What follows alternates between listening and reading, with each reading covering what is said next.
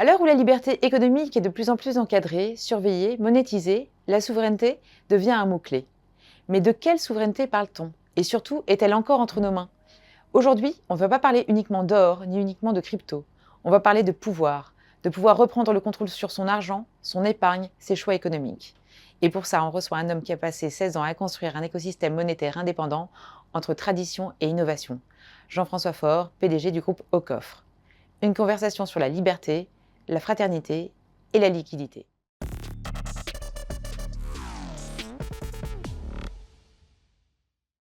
Jean-François, vous utilisez souvent le mot souveraineté quand vous parlez de monnaie ou d'épargne. Qu'est-ce que vous mettez exactement derrière ce mot?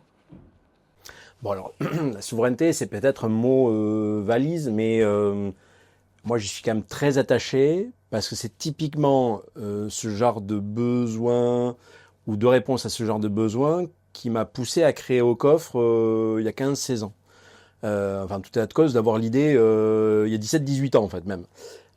C'était déjà tout simplement de faire en sorte que la société que je gérais à l'époque puisse évoluer de manière souveraine dans un monde qui devenait compliqué, illisible, avec des perspectives qu'on ne voyait pas nécessairement très bien et avec une crise qui commençait à poindre le bout de son nez. Donc la souveraineté, en fait, c'est se réapproprier ce pouvoir que l'on a volontairement ou involontairement délégué peut-être à des élus, à des N+1, à, je sais pas, des fois son conjoint ou sa famille ou je sais pas quoi, se le réapproprier ou faire en sorte que son groupe choisi se le réapproprie. Parce que je parle de l'individu, mais en fait, des fois, l'individu qui va le mieux affirmer sa souveraineté, c'est peut-être au sein d'une communauté qui partage ses mêmes envies, ses mêmes valeurs, ses mêmes codes. Et quand je parle de communauté, je parle pas de communautarisme. Hein. Je parle juste en fait, voilà, de groupes, gens avec un intérêt commun. voilà, de groupes homogènes sur une vision commune et des règles qui ne sont pas illégales, mais qui vont dans un sens un peu qui leur ressemble, un peu comme les guildes par exemple au Moyen Âge quoi. Il y aurait pas eu de guilde, il y aurait pas eu de commerce pendant le Moyen Âge. Donc voilà, c'est ça, c'est un petit peu se réapproprier des choses qui avaient été mises à des niveaux qui aujourd'hui sont peut-être des niveaux qui deviennent un peu défaillants. Voilà, donc l'État, c'est une magnifique chose, mais les 1000-2000 dernières années nous montrent que des fois l'État a pu aller dans un sens qui n'était pas nécessairement le bon, et peut-être il ne pouvait que servir certains intérêts très spécifiques et qu'en oublier l'intérêt commun, et si on en oublie l'intérêt commun, ben en redescendant, on en oublie l'intérêt de chacun des individus, et c'est là où la souveraineté se diffuse à un niveau parce qu'elle est mal incarnée, tout simplement mal opérée dans le quotidien, et comme à la base elle a été dépossédée un peu de l'individu, ben finalement on est dans un monde peuplé que d'injonctions contradictoires, c'est-à-dire des gens qui ont le pouvoir de faire les choses, vous qui en êtes dépossédés, mais finalement eux ils le font mal et vous n'avez pas le droit de le faire, sinon sinon ça devient illégal. C'est là où les choses peuvent coincer. Donc voilà, la souveraineté est aujourd'hui vraiment quelque chose à sérieusement réinventer. Vous avez créé Au Coffre avec un peu le même constat qu'a fait Satoshi Nakamoto, c'est-à-dire pour des questions un peu de souveraineté monétaire, dans le sens où en fait vous avez fait un peu le même constat qu'avec la crise, les entreprises étaient à risque vis-à-vis de la monnaie. C'est ça. Et donc vous, votre réponse, ça a été dans l'or, plutôt par exemple là où Satoshi lui a cherché un cash électronique. Ben, c'est des deux visions qui sont en fait complémentaires. Ah mais totalement, mais moi c'est pour ça que j'étais très fan du white paper de Satoshi Nakamoto quand j'ai pu le lire. Parce que justement, j'y retrouvais les intentions que j'avais eues quelques années auparavant par rapport à ma propre structure où, en étant un gentil garçon, c'est-à-dire que j'avais pas envie de rentrer dans un combat contre l'État, contre les banques, etc. Enfin, c'était pas du tout mon sujet. C'est juste que je l'ai considéré à cet instant-là incapable de me protéger s'il y avait un problème. Pour autant, ces mêmes institutions attendent de ma part une forme de rentabilité, une forme de profitabilité. On est même dans un monde où on attend de votre part de la croissance.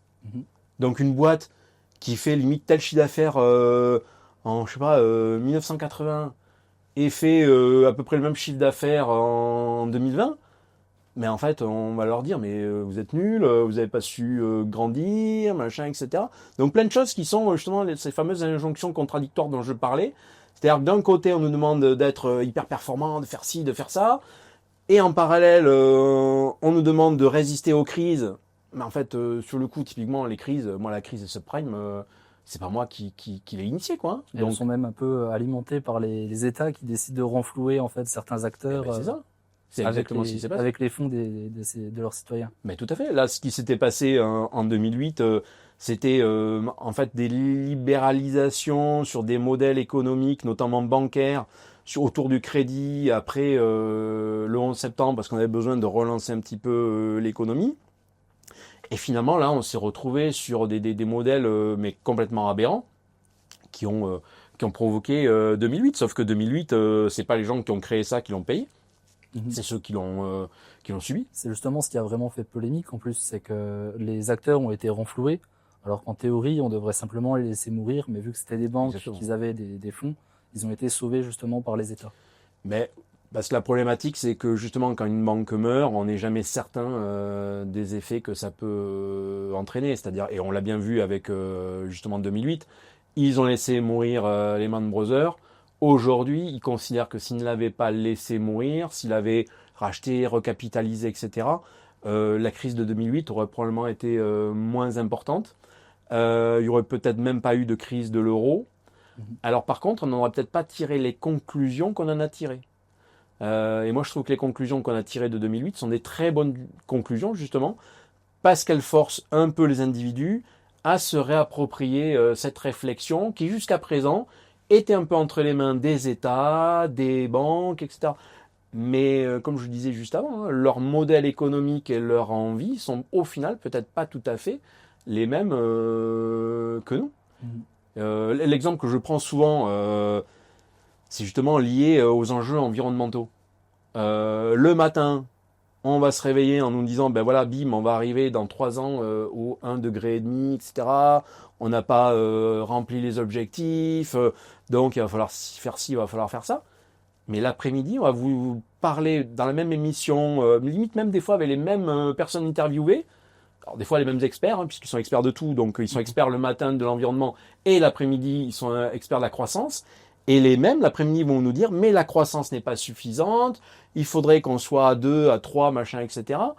Ouais, sauf qu'aujourd'hui, on n'a pas visiblement réussi à inventer la croissance verte. Donc l'après-midi, on est juste en train d'enfoncer encore plus le sujet dont on parlait le matin. C'est comme si le matin, on était en train de constater que le Titanic est en train de couler, mais effectivement, c'est le cas. Et l'après-midi, bon, bah, on va quand même faire un peu plus de trous dans la coque parce que je trouve qu'il n'y en a pas assez, quoi. Et là, on en est vraiment à ce niveau-là. Et c'est les mêmes personnes qui évoquent les mêmes sujets le matin et l'après-midi. Et ça, c'est les fameuses injonctions contradictoires dont je parlais. Ils ont justement, même dans la loi, changé un peu l'objet social des entreprises. À la base, c'était uniquement la recherche de profit, en fait, donc la croissance. Et maintenant, il y a aussi les enjeux sociétaux qui font partie des missions des entreprises. Oui, alors ok, moi le premier, je suis le premier à m'y intéresser. J'ai creusé un peu le sujet des sociétés à mission, etc. Mais étrangement, quand on remplit les feuilles URSSAF, quand on remplit les documents pour l'impôt sur les sociétés et compagnie, ou quand on remplit la feuille de TVA, la CA3 et compagnie, bah le volet RSE, il n'est pas vraiment dedans, et donc au final, la société à mission, faut d'abord que ça soit quand même une société rentable, contrairement à un État. C'est-à-dire que moi, le jour où on peut créer des sociétés à mission sur lesquelles on applique les mêmes règles du jeu que l'État, et on rentre dans une logique de mieux social, de mieux collectif, de mission collective, et limite les sociétés, elles sont aidées et peut-être des fois financées ou mieux organisées pour ça, pourquoi pas. Mais on peut pas, pareil, le matin dire, ben voilà, vous allez devenir une société à mission, et puis l'après-midi, vous vous rappelez, ben non, faut quand même que vous fassiez un chiffre d'affaires, que vous ayez une rentabilité, puis cette rentabilité, vous allez verser des dividendes, et puis ce qui reste, qui n'a pas été versé en dividendes, ben vous allez le verser aux impôts. Bon, ben ça s'appelle une société en fait. C'est ça. Du coup, si on revient à la souveraineté, qui est notre sujet initial, on peut l'envisager comme le moyen pour des individus ou un groupe d'individus de venir challenger les institutions pour répondre de leurs manquements ou de leurs carences à l'égard d'un devoir public qu'elles ont de protéger ou servir euh, leur, les populations des États concernés. Bah, moi, je pense que c'est un petit peu ça. Et si je prenais un exemple, la souveraineté, c'est avoir la liberté quand vous êtes le matin à votre petit-déj, à un moment donné, vous dire, moi, mon petit-déj, là, pour X raison, il me va pas, je me lève, je traverse la cuisine, le salon, je sors, et j'ai tout laissé derrière. En fait, la souveraineté, c'est ça, c'est de pouvoir se lever sur ses deux jambes et partir tout droit sans être freiné par quoi que ce soit, du moment que ça reste légal. Et ben aujourd'hui, plein de choses font que cette souveraineté n'est clairement pas au rendez-vous. Et de manière un petit peu facile, tel que c'est organisé, comment dire? En fait, on nous facilite la vie pour aller dans autre chose que la souveraineté individuelle ou de groupe. C'est-à-dire que on est, je vais pas dire qu'on est un peu endormi parce que là, sinon on va tomber dans des théories complotistes. C'est pas du tout le cas. Mais ce que je veux dire que c'est aussi aujourd'hui beaucoup plus facile de rester dans son petit confort d'enfermement où il y a des lois ou des structurations même mauvaises qui nous gouvernent, mais on n'a pas eu à s'occuper, à les gérer, on n'a pas eu non plus à s'occuper, à les démonter. Ok, c'est finalement plus facile de les accepter. Alors, et de râler, puisque le français aujourd'hui accepte des lois ou des modèles de fonctionnement qui pour moi sont inadmissibles. Là, le prochain qui va probablement arriver, c'est la fameuse monnaie de banque centrale. Ça, c'est juste que la dernière invention géniale en date dans cette logique d'anti-souveraineté individuelle ou de groupe. Mais finalement, probablement les gens vont l'adopter parce qu'à un moment donné, il y aura quand même un caractère pratique, au même titre que c'est pratique d'utiliser un réseau social et que ça soit gratuit. Mais au final, notre donnée personnelle, aujourd'hui, elle est divulguée partout. Alors on est dans un monde, alors parce que je fais de la photo en parallèle, où limite on prend des photos de gens dans la rue, on va se faire défoncer la tête, enfin en tout cas on va essayer. Mais en parallèle, on n'a jamais été à titre individuel autant exposé dans des choses ultra intimes, mais qui font même peur. Enfin nous dans le groupe Au Coffre, on paye des services justement pour détecter les traces numériques et digitales de nos clients, notamment pour les alerter s'il y a des choses qui les concernent et qui se trouvent dans le dark web. Ça, c'est un service gratuit qu'on a sur Au Coffre, dans la colonne de gauche, pour ceux qui connaissent le front office connecté. Il y a une rubrique sécurité, je vous invite à cliquer dessus, vous allez avoir peut-être des surprises pour certains. Enfin, globalement, vous allez voir votre email avec les premières lettres de votre mot de passe ou de vos mots de passe qui sont exposés. Ça, c'est pour dire qu'aujourd'hui, des choses qui sont de l'ordre du privé, c'est un peu comme les clés des coffres qu'on avait chez soi, on les planquait, on les cachait. Là, aujourd'hui, on accepte de se retrouver dans des modèles où tout est mis sur le devant de la scène et de manière relativement facilitée. Et sans trop s'offusquer, sans ruer dans les brancards. Enfin, moi personnellement, c'est des choses qui me donnent envie de casser les murs, quoi. Enfin, moi quand je vois ce genre de choses, quand j'ai pu voir que moi aussi, sur certains trucs, ça avait pu m'arriver, etc. Mais de suite, on fait ce qu'il faut. Les mots de passe, au lieu de faire 10 lettres, ils en font 40. Voilà, on se met en œuvre. Mais, alors je sais pas, est-ce que c'est parce que la technologie va plus vite que l'humain n'est capable d'absorber et que donc il y a des choses, on les voit, mais on ne les comprend pas. C'est le scénario de Truman Show. Non, mais complètement. En fait, la souveraineté est pas mal liée à des questions de responsabilité individuelle. Et c'est justement ça, je pense, les enjeux qui sont un petit peu importants. C'est cette perte de souveraineté, en fait, se traduit par la déresponsabilisation des individus, que ce soit vis-à-vis d'eux-mêmes ou vis-à-vis du groupe, de la collectivité. Et sur les enjeux monétaires, en fait, ça passe justement par la banque centrale, le changement de la monnaie, la disparition du cash, l'obligation d'avoir un compte bancaire, donc avec les risques que ça entraîne en termes de censure. C'est en fait là où la banque centrale ne voit pas le problème avec la monnaie digitale de banque centrale, c'est qu'ils mettent en place les outils pour un État qui pourrait devenir totalitaire. C'est ça. Et si on évite normalement de mettre en place ces outils, c'est parce que si jamais l'État a une dérive totalitaire, eh bien, ils n'ont pas déjà les outils pour réduire encore plus les souverainetés individuelles. Mais si vous écoutez ces États, ils vous diront, mais on ne peut pas devenir un État totalitaire. Alors que l'histoire prouve généralement plutôt l'inverse. Mais vous demandez au gouvernement allemand au début des années 30, il ne pouvait pas devenir un gouvernement totalitaire. C'était impossible. Mais voilà, c'est ça l'enjeu. Et je pense que la sagesse aujourd'hui de nos dirigeants, de nos États, devrait être justement de créer des modèles de fonctionnement robustes qui commencent à l'échelle de l'individu, renforcés au niveau de communautés structurées, sachantes et non divergentes. Quand je dis divergentes par rapport à un modèle étatique qui se veut quand même aujourd'hui à peu près droit. Enfin, on n'est quand même pas, nous, dans des États de non-droit, on n'est pas justement dans des dictatures, comme vous le décrivez. Donc, ça veut dire qu'il y a un minimum de choses positives auxquelles se raccrocher. Et donc ça pourrait être le ferment positif pour qu'il y ait des communautés solides qui se structurent avec leurs propres règles proxy. Quand je dis règles proxy, c'est-à-dire, je vais prendre un exemple. C'est le cas, par exemple, des diamantaires. Les diamantaires belges, il y a quand même bien la loi belge qui s'applique à eux. C'est-à-dire que s'il y a un diamantaire qui tue un autre diamantaire, c'est clair qu'il finit pas dans une prison de diamantaires, il finit dans une vraie prison. Et pour autant, ce sont des gens qui, quand ils ont des conflits entre eux, se les règlent entre eux parce qu'ils ont des modèles de structure d'arbitrage qui font qu'ils n'ont même pas besoin d'aller sur un tribunal pénal, administratif, etc. Classique.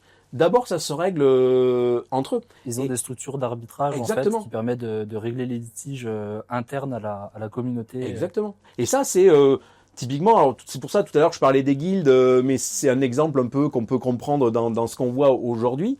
Et j'insiste bien, sans tomber dans le communautarisme, parce que le communautarisme, c'est la même chose. C'est des règles dans un groupe structuré, mais des règles qui deviennent même antagonistes par rapport au contexte dans lequel elles évoluent. Donc là, à ce moment-là, ça devient, sur le coup non plus des communautés, ça devient en fait des groupes. À la fin, ça devient des groupes terroristes, quoi. Enfin, dans l'absolu. Donc c'est pas du tout ça dont on parle.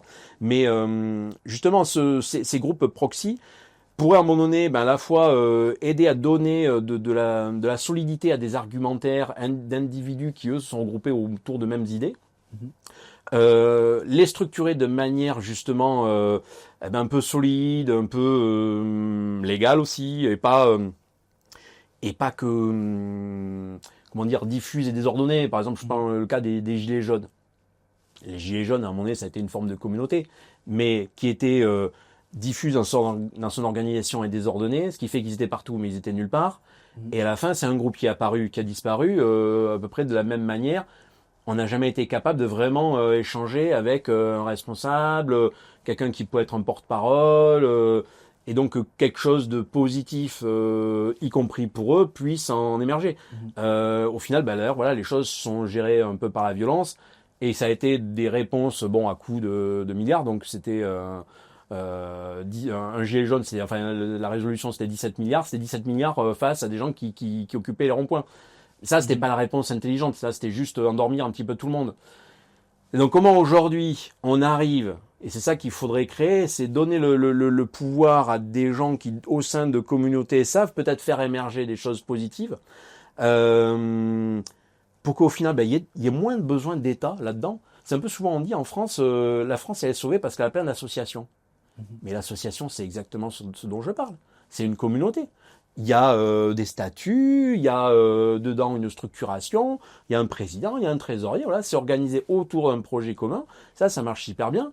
Et je dirais qu'aujourd'hui, la France, c'est comme ça un petit peu qu'elle devrait être structurée. Tout à l'heure, on parlait des entreprises à mission. Et en fait, quelque part, ça, c'est une très bonne idée. Si justement cette entreprise à mission, on lui permettait aussi d'avoir un modèle de fonctionnement et de rentabilité qui ne soit pas celui d'une entreprise standard. Parce qu'aujourd'hui, entre l'entreprise à mission et l'entreprise, je dirais commerciale de base, mais il n'y a aucune différence si ce n'est dans les statuts. Et d'ailleurs, c'est pour ça que finalement, les entreprises à mission dont on parle aujourd'hui sont des fois des modèles un petit peu bullshit et qui finissent des fois un peu en eau de boudin parce que c'était soit du greenwashing ou c'était tel dirigeant qui voulait un peu se faire mousser. Et puis à la fin, quand les actionnaires ont vu que ça crachait pas comme il fallait, le gars, ils l'ont béné, quoi. Donc super entreprise à mission qui fait des yaourts, mais qui à la fin les vend pas dans la quantité attendue par les actionnaires. Super la mission.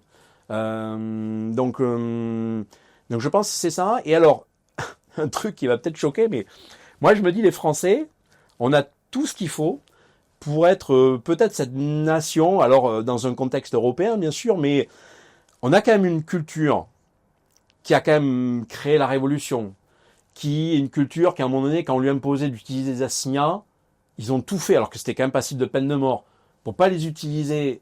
Et même il y a des industriels qui au même moment ont créé des monnaies qui circulaient en même temps que les assignats pour utiliser une monnaie qui n'était pas pourrie versus une qui l'était totalement et qu'on voulait pas prendre. Je pense que les Français, on a cette capacité en nous, à un moment donné, de se dresser, pas négativement contre un État, parce que cet État, on l'a élu, mais se dresser de manière challengeante, bienveillante, mais quand même avec fermeté, pour dire, là, stop, là, il y a des trucs, on n'en veut plus.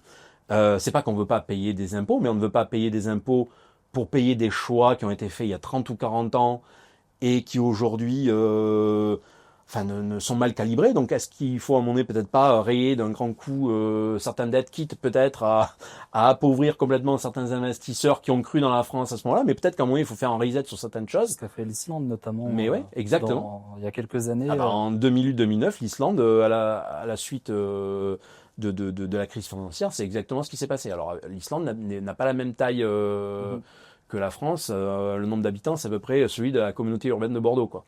Mais je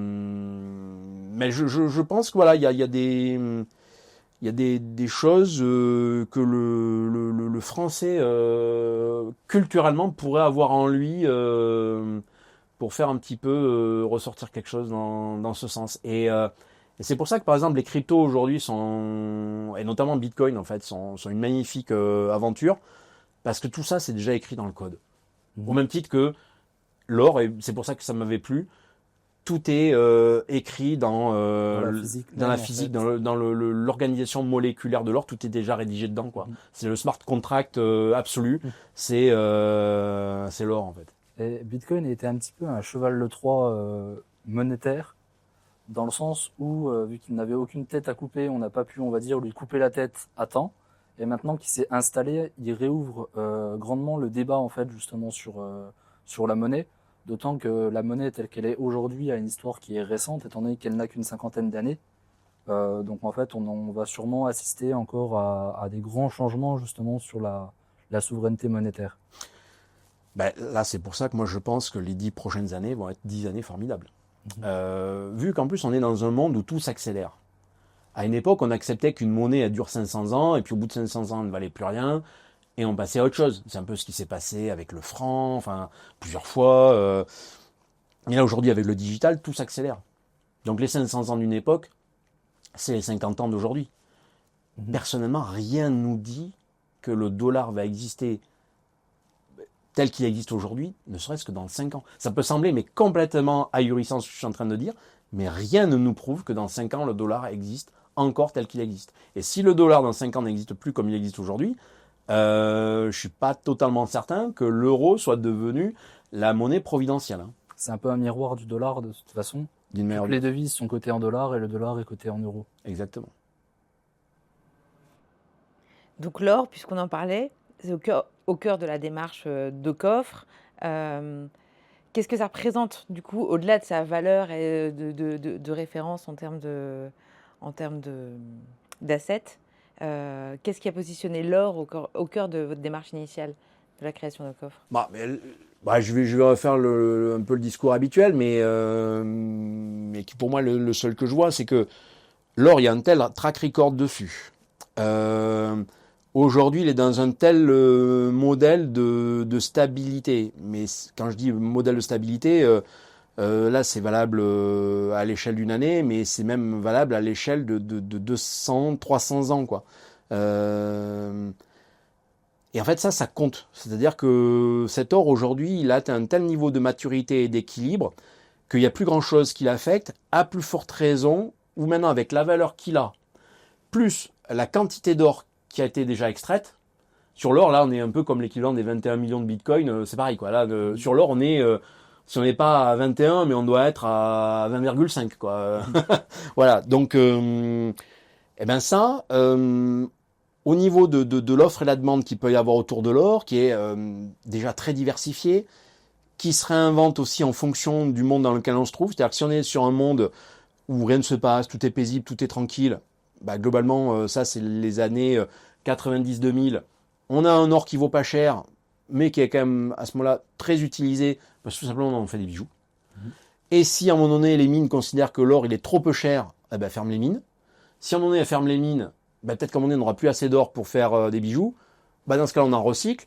Et si le recyclage c'est pas assez, ben tout simplement l'or son prix va augmenter pour recréer un équilibre. Donc ça, ce modèle hyper vertueux d'avoir quelque chose à fini, à ciel ouvert, facilement liquide. Alors je parle pas du Bitcoin, Alexis.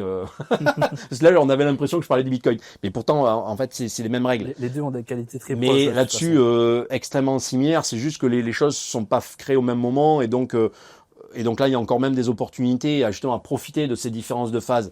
Mais c'est clair que les règles sont assez similaires. Il y en a un qui est emprunt dans la physique nucléaire et l'autre qui est emprunt dans le code informatique. Mais et la magie des maths et des clés de sécurité.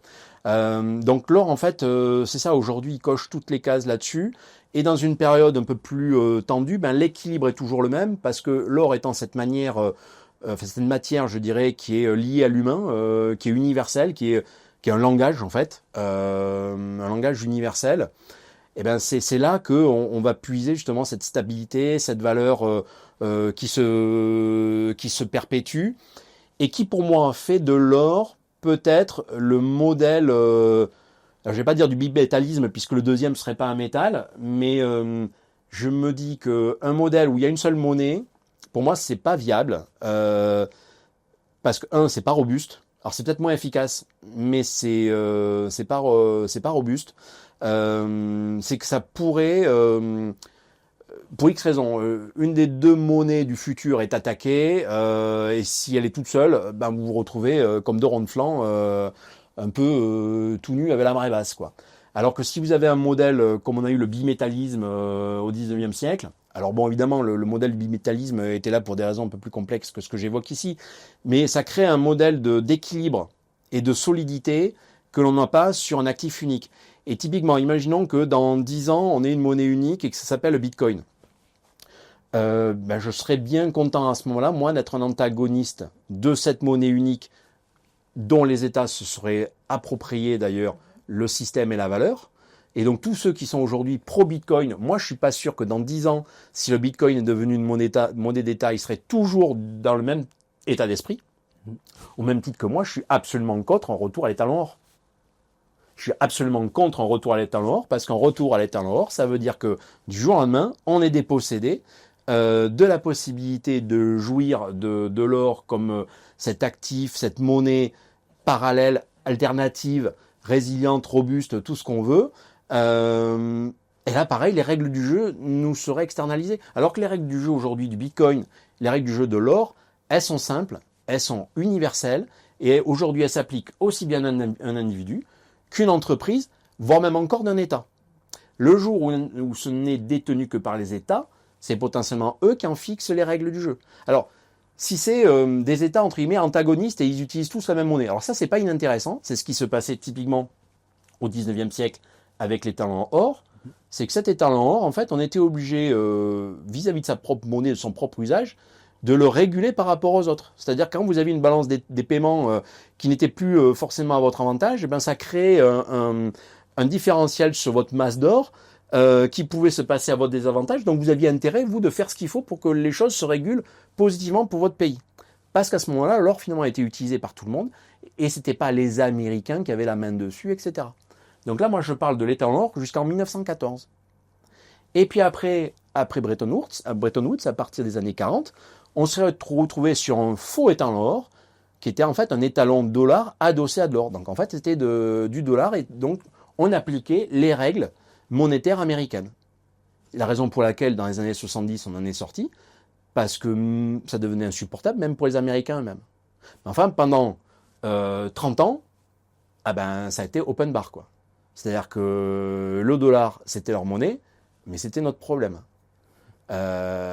Et ça, pour moi, ça ne serait pas admissible aujourd'hui que des choses comme ça se reproduisent. C'est-à-dire que pour moi, le pire des scénarios, ce serait que le Bitcoin devienne une monnaie américaine.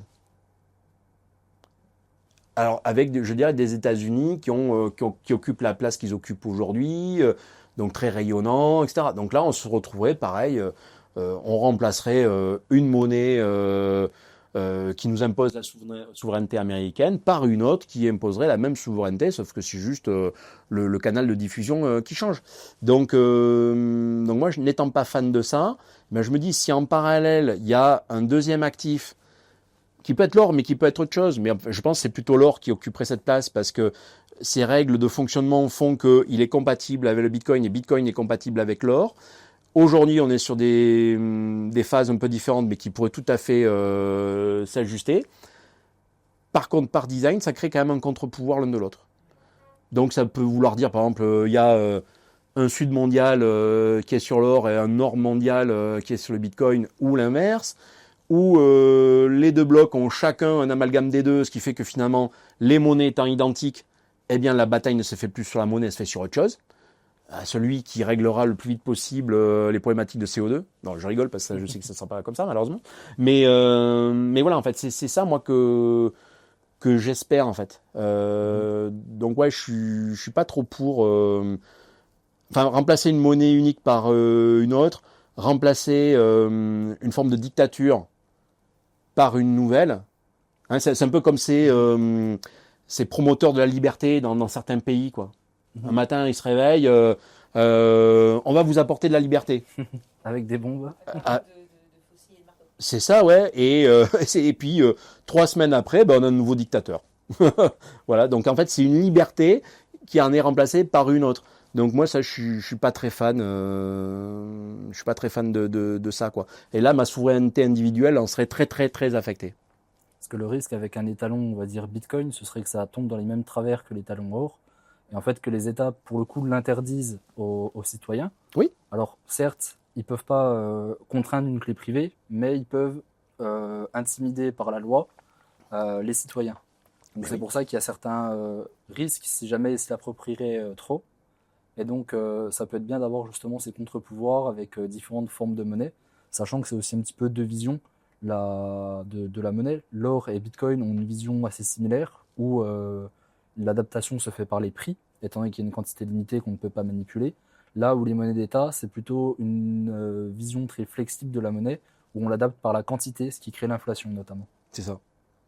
En fait, oui, c'est des règles du jeu qui permettent de moduler très basiquement la demande commerciale. Puisqu'on est dans un monde où aujourd'hui, l'alpha et l'oméga, c'est de produire plus pour avoir des usines qui tournent, être compétitif, avoir la croissance attendue et compagnie. Donc l'élément de curseur, c'est qu'est-ce qui me permet d'avoir la croissance que j'attends. Et donc aujourd'hui, la monnaie dette que l'on a est le système qui permet de régler comme on le souhaite la croissance entendue. Par les jeux sur les taux d'intérêt, etc. L'émission plus ou moins de monnaie.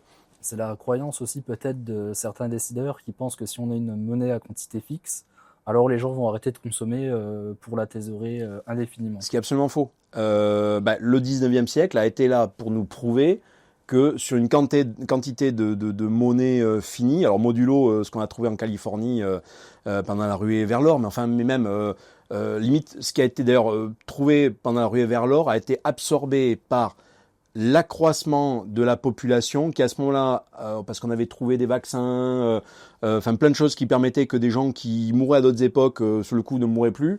Donc cette explosion de la quantité, la population a tout simplement grossi, a absorbé le surcroît de monnaie. En fait, on a eu une émission monétaire, évidemment exogène, puisque c'était tout simplement un peu plus d'or trouvé, qui finalement s'est naturellement équilibré avec le nombre de personnes.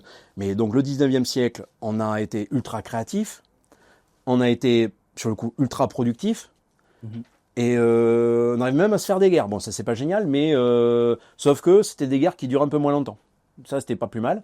Alors que typiquement 14-18, c'est une guerre qui a duré 2 fois trop de temps, parce qu'à un moment donné, c'est une guerre qui a été payée à crédit. Je vous donne un exemple. Imaginons aujourd'hui Ukraine-Russie. Alors c'est vrai que les Russes, ils ont un peu de marge de manœuvre, etc. Mais on serait sur un modèle où eux ne seraient pas aidés par des tiers. Peut-être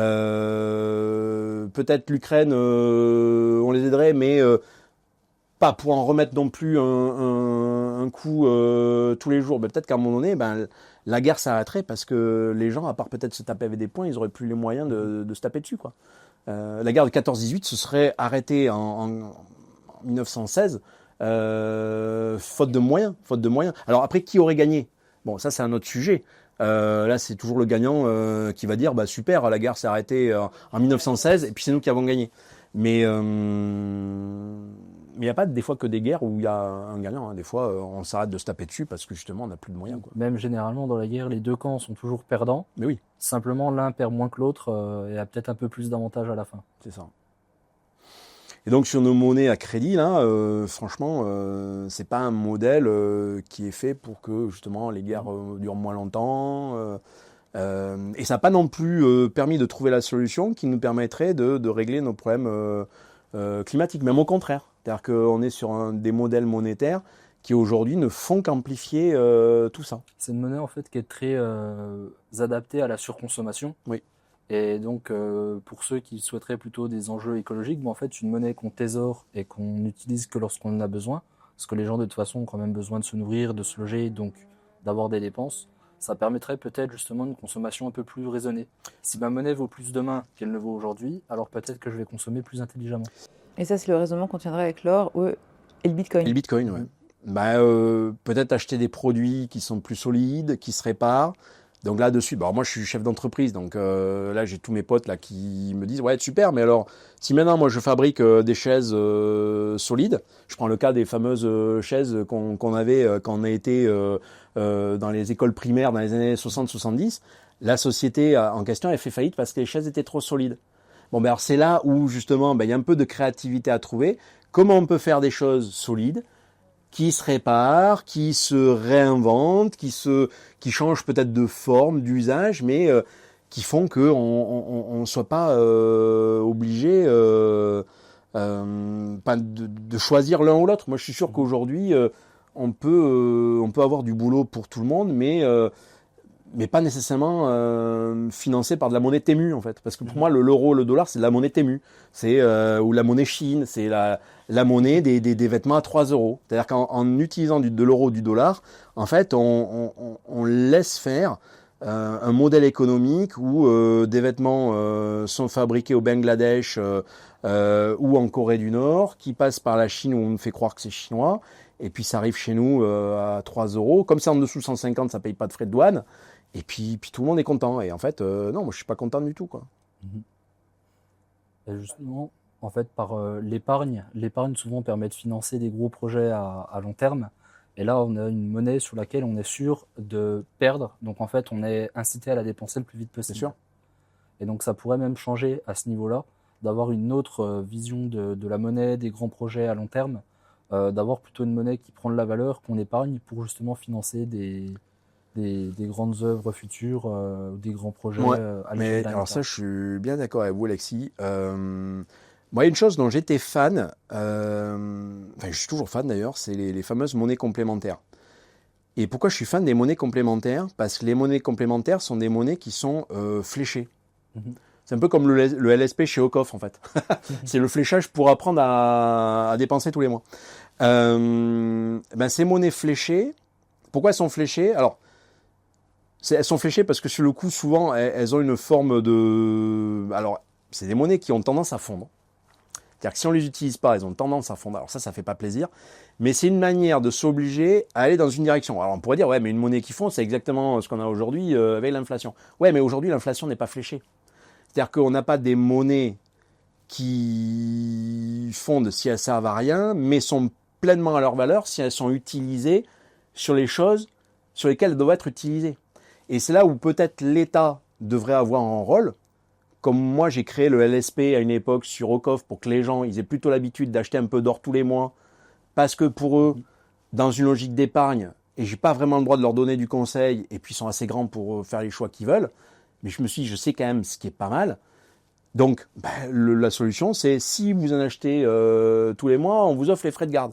Et ben, c'est un peu le même style de modèle qu'il faudrait créer. Si à un moment donné, on veut cibler telle manière d'être, telle manière de faire, telle manière de fonctionner, eh ben peut-être que par la monnaie, on ait ce genre de choix. Et la souveraineté, c'est aussi ça, c'est de se dire, j'utilise cette monnaie, je vais être avantagé en faisant ça. J'utilise peut-être cette même monnaie d'une manière qui est moins adéquate. Quelque part, ça va me coûter un peu plus cher. Alors bon, on pourrait dire, ouais, c'est un ajustement de la TVA, la TVA à 30%, la TVA à 2%. Pourquoi pas, mais ça n'enlève pas que de toute façon de la TVA sur des monnaies dettes, ça reste de la monnaie dette. Donc c'est là où justement sur des monnaies en circuit fermé et en quantité donnée, il y aurait peut-être plein de manières de les réinventer, y compris pour les flécher sur les projets dont on a besoin. Et des projets qui n'ont pas été validés par un mec dans son coin avec son groupe de potes qui ne savent pas pourquoi ils ont été élus, mais voilà, quelque chose d'un peu solide. Donc là, on parle de la monnaie, mais ça veut dire qu'il faut aussi parler de la gouvernance. En fait, c'est un peu un package global. C'est pour ça que je dis que ce genre de futur, c'est peut-être bien chez les Français, parce que nous, on a ce câblage intellectuel qui fait qu'à un moment donné, quand ça nous gonfle trop, on casse tout, et on est capable de recréer quelque chose d'assez structuré, d'assez propre, sur des bases solides. Aujourd'hui, le fléchage se fait beaucoup par la fiscalité. Oui. Par exemple, on va proposer une carotte fiscale pour financer tel ou tel projet, mais en fait, le faire par la monnaie, ça pourrait être beaucoup plus fort et aller beaucoup plus loin dans la démarche. Mais oui, parce que la fiscalité, ce système de carotte et de bâton, ça reste du carotte et du bâton. C'est-à-dire qu'on est encore sur ce modèle un peu de direction enfantine des choses. Donc à l'école, moi quand j'étais petit, voilà, on avait les bons points. Et puis c'était l'époque où les instituts, ils n'avaient pas de problème à mettre des fessées ou donner des gifles. Bim, si on faisait pas bien, on s'en prenait une. Aujourd'hui, la fiscalité, c'est exactement ça, quoi. C'est encore le modèle un peu brutal et pas très intelligent de faire les choses. Et c'est là où moi je pense que justement ces modèles un peu alternatifs qui sont des fois, j'en reviens aux notions de communauté qui ont été testées auprès de communautés d'intérêt, qui marchent pas trop mal sur ces communautés d'intérêt, des fois peut-être ils peuvent être répliqués sur d'autres communautés ou à des échelles un peu plus grandes. Je prends le cas par exemple de la Suisse avec le VIR. Le VIR, c'est une monnaie d'entreprise. D'accord. Le VIR, la plupart du temps, il n'est pas utilisé. Par contre, quand la Suisse a un problème structurel, un cap difficile à passer, les entreprises vivent mal ce qu'elles subissent. Par exemple, c'est ce qui s'était passé il y a quelques années. Le franc suisse était déconnecté de l'euro. C'est-à-dire que quand l'euro, à une époque, fluctuait, le franc suisse fluctuait à peu près de la même manière. Puis à un moment donné, ils ont fait le constat, si on veut tirer pleinement bénéfice de notre politique, de ce qu'on en fait, il faut qu'on déconnecte les deux. Sauf qu'on va passer par une phase où ce sont nos entreprises qui vont en payer le prix fort, parce que tout à coup, le franc suisse va exploser à la hausse en valeur. Et donc, sur le coup, en matière d'export, ça va être nul. Moins compétitif. Ils vont être moins compétitifs. Et c'est là que le VIR est rentré en jeu. Alors le VIR, au passage, c'est une monnaie, c'est la deuxième monnaie officielle suisse, qui existe depuis les années 30, et qui est gérée par une banque, la banque VIR, et qui ne gère que ça.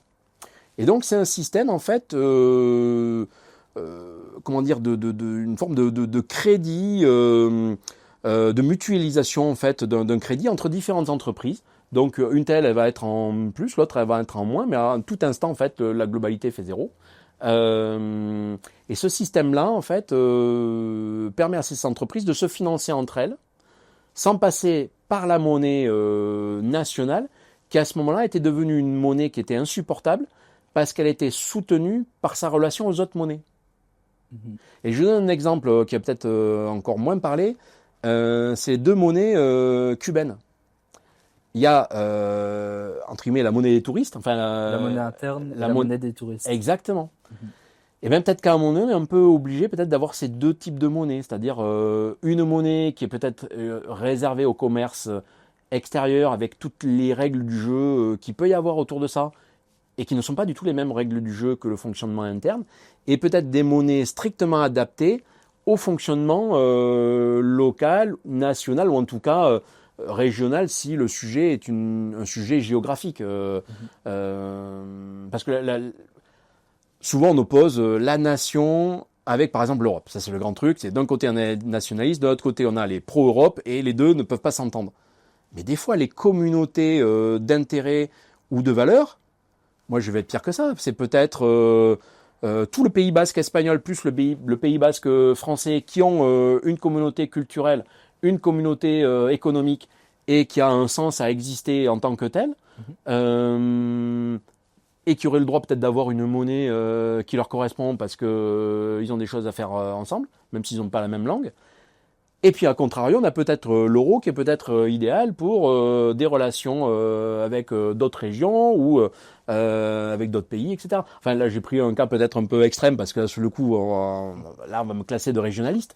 Mais une région, c'est des fois une communauté à une échelle géographique cohérente, ni trop grande, ni trop petite, qui est peut-être des fois l'unité un peu idéale de raisonnement. Il y a déjà en fait une cohérence Mais oui. au niveau culturel, donc avoir une cohérence au niveau monétaire, c'est pas invraisemblable. Ben ouais, parce que tout à l'heure, on disait par exemple, dans le cas de l'or que c'était un langage universel. Mais la monnaie est un langage. Et donc, si la monnaie de ce langage correspond aussi tout simplement au langage de l'endroit, et quand je dis le langage, ben, c'est aussi la culture, la manière de faire, la manière d'être, eh ben, c'est peut-être déjà plus simple de faire en sorte que cette monnaie soit la bonne monnaie, parce qu'elle va financer les bons projets, elle va financer la bonne économie, elle va aider sur les bonnes relations marchandes, parce qu'on est en phase sur quelque chose de commun et pas un truc artificiel. On parle que l'Europe est artificielle. Mais moi, je peux vous dire, la France est artificielle aussi, quoi. Qu'est-ce qui lie un Breton qui est aujourd'hui, à l'heure où on se parle, à 26 degrés, avec un Marseillais qui, à l'instant où on se parle, est à 45 ? Ben, je pense pas grand-chose. Ah, ils ont la même langue. Mais ça, c'est encore un truc artificiel, parce qu'au début du XXe siècle, ils avaient des langues différentes. Il y avait différentes langues régionales. Exactement, et on les a contraints à avoir la même langue, et à la fin de la journée, celui qui se retrouvait avec le bâton de celui qui avait parlé la langue régionale, eh ben, il était tapé avec. Donc, on peut se le prendre dans tous les sens. La nation française, elle n'a pas non plus été faite qu'avec des roses. Hein. Donc voilà, donc je pense que les monnaies sont un peu à réinventer. Aujourd'hui, on a des monnaies qui sont tout sauf souveraines, qui sont un peu des pis-aller parce qu'il faut bien quelque chose pour se parler. Mais pour moi, nos monnaies aujourd'hui, c'est comme un Google Translation qui marche pas bien, quoi.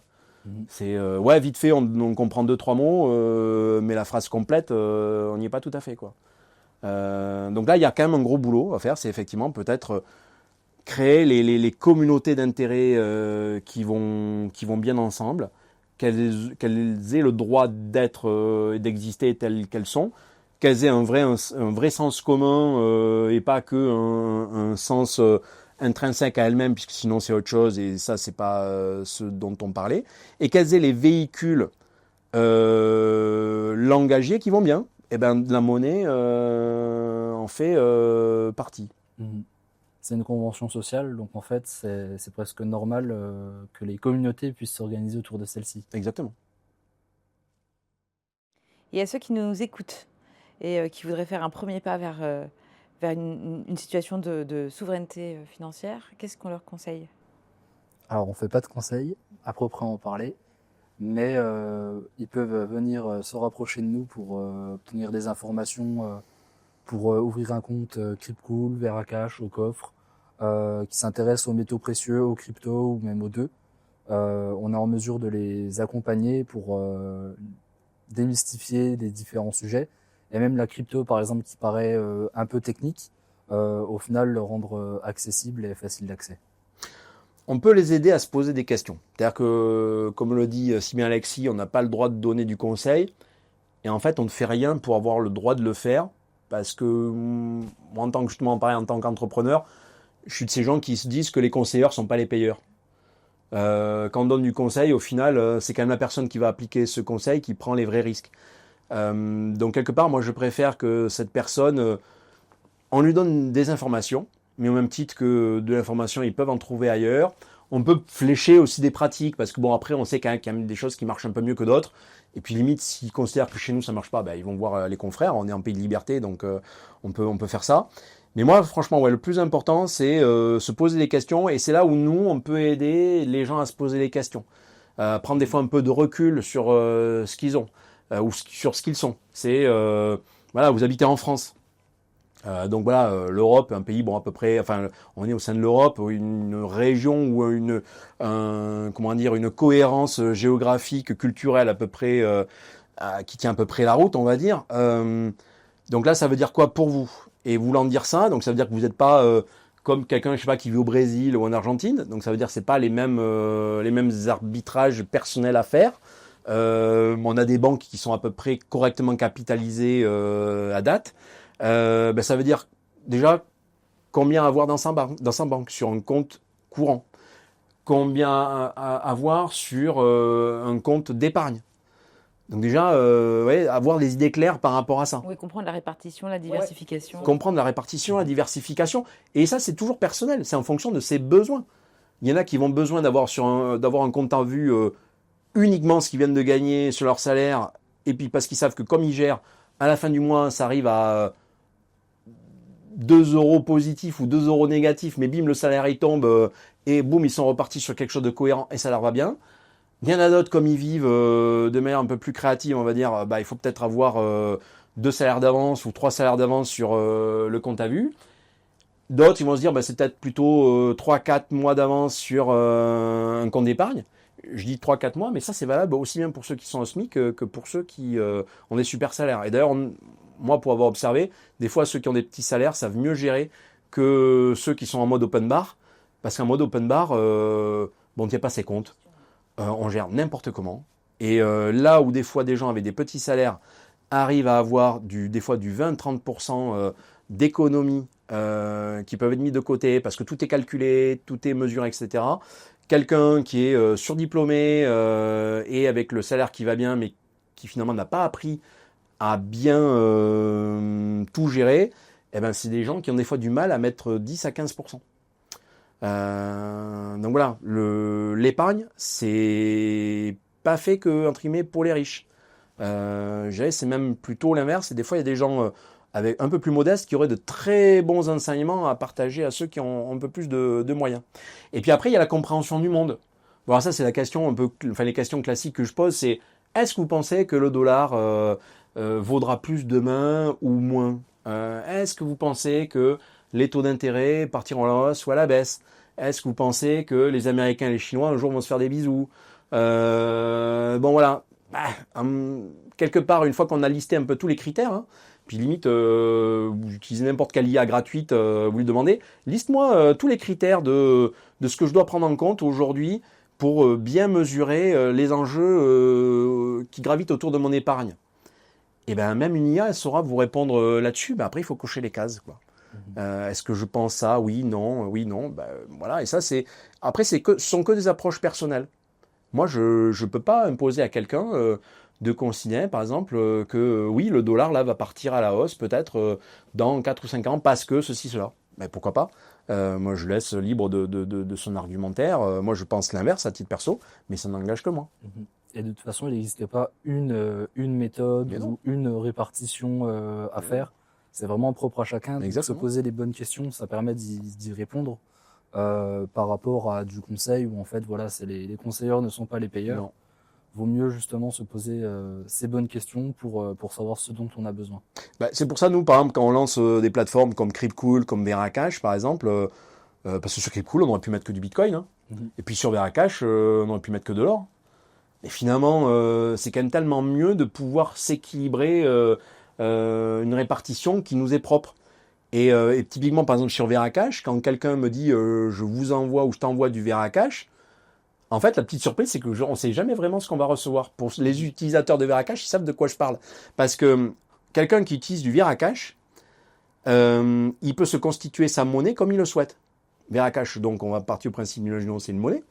Il va pouvoir la créer comme il veut, parce qu'il va pouvoir mettre dedans du gold premium, donc il y a de l'or adossé à des pièces, mais il peut mettre de l'argent métal, dans une proportion qui peut être de 0 à 100%. Il peut même mettre, pour des raisons des fois fiscales, même d'ailleurs même économiques, de l'or sous forme de lingots. Il peut même rajouter du diamant. Donc en fait, il s'organise sa monnaie comme il veut. Ce qui fait que quand... Là, on l'a fait tout à l'heure parce qu'on a fait un barbecue et il a fallu qu'on envoie ce qu'on devait à Anthony pour son organisation.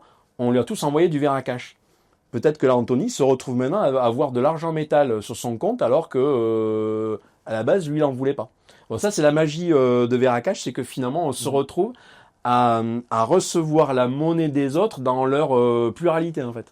C'est un truc un peu cool parce que finalement, c'est les choix patrimoniaux des autres qui rejaillissent sur votre propre choix patrimonial à partir du moment où vous acceptez de recevoir de leur part leur monnaie. Il y a déjà donc forcément une démarche de s'intéresser. Exactement. Typiquement, certains, par exemple, vont vouloir que de l'or et donc n'auront que ça. Oui. D'autres croient peut-être beaucoup dans l'argent et auront une proportion d'argent très grande dans leur portefeuille.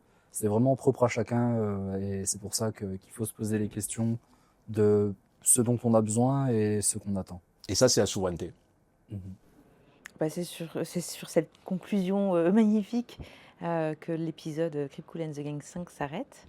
Jean-François, Alexis, je vous remercie infiniment pour vos interventions éclairées qui, je pense, ont permis une interprétation complète de tout ce que pouvait couvrir la souveraineté comme terme, comme notion, comme philosophie, puis comme opportunité aujourd'hui sur ces aspects économiques et financiers. Je vous remercie infiniment et puis je vous dis à tous à bientôt pour un prochain épisode de Cryptcool and the Gang. Merci, à bientôt. Merci.